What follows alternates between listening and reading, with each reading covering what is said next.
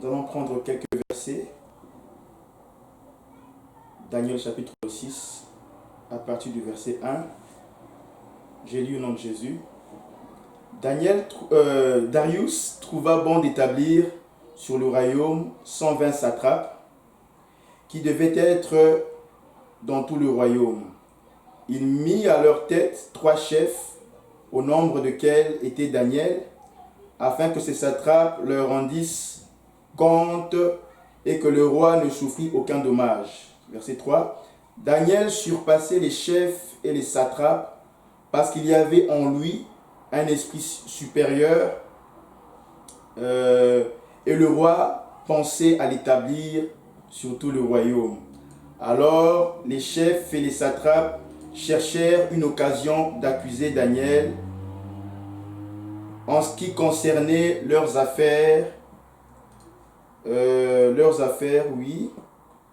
du royaume, mais ils ne purent trouver aucune occasion ni aucune chose à reprendre parce qu'il était fidèle et qu'on apercevait,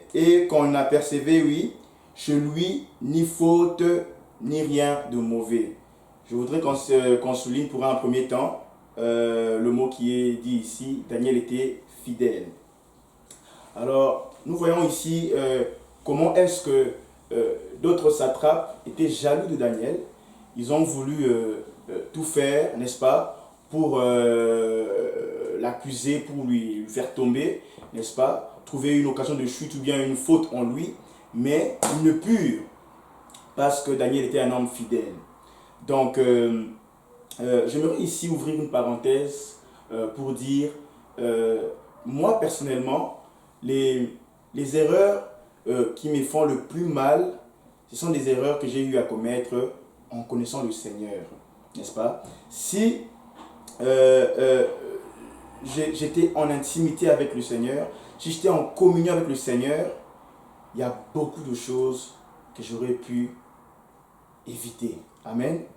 Donc, l'ennemi aurait eu son temps de venir, n'est-ce pas? Mais il n'allait rien trouver en lui, de ce qui lui appartient en moi. Amen. Donc, c'est ça. Je vais continuer un peu. Nous voyons ici le verset 10. Nous allons sauter le verset 10. Le verset 10 nous dit, lorsque Daniel sut que le décret était écrit, il se retira dans sa maison où les fenêtres de la chambre supérieure étaient ouvertes dans la direction de Jérusalem.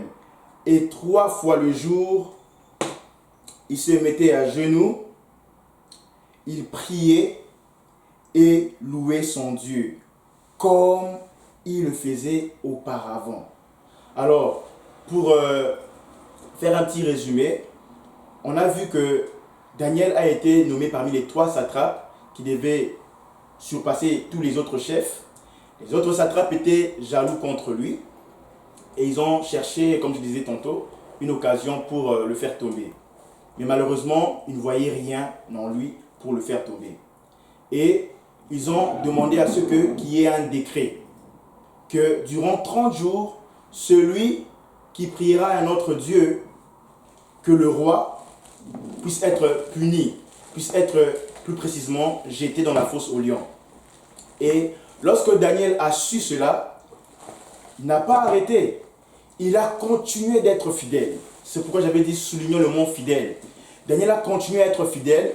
La Bible dit, je vais encore relire le verset 10. Lorsque Daniel sut que le décret était écrit, il se retira dans sa maison où les fenêtres de la chambre supérieure étaient ouvertes dans la direction de Jérusalem. Et 3 fois le jour, il se mettait à genoux, il priait et louait son Dieu, comme il le faisait auparavant. Un homme fidèle. Il n'a pas eu peur, il ne s'est pas rétracté, mais il a continué à rester fidèle à Dieu, à rester fidèle dans sa vie de prière, à rester fidèle dans son intimité avec Dieu. Encore une autre parenthèse.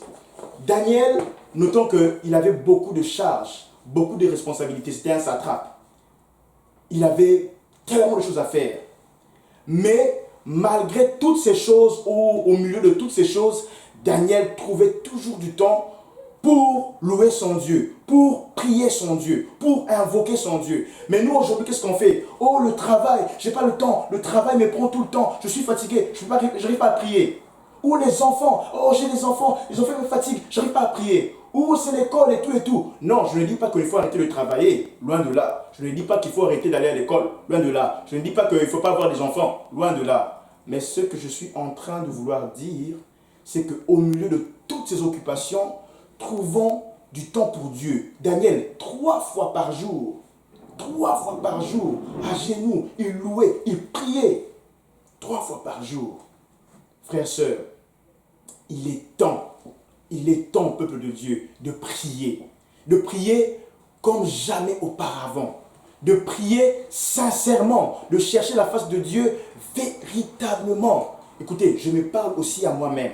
Cherchons Dieu véritablement. Si tu ne cherches pas Dieu, si tu ne pries pas, l'ennemi va venir en toi et va trouver des choses qui lui appartiennent en toi, ou bien qui lui appartiennent en toi.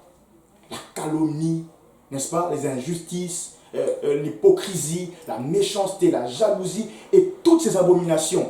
Mais lorsque on commence à prier, il vient, il trouve zéro. Non seulement il vient, il trouve zéro, mais on n'a plus le temps pour toutes ces mauvaises choses.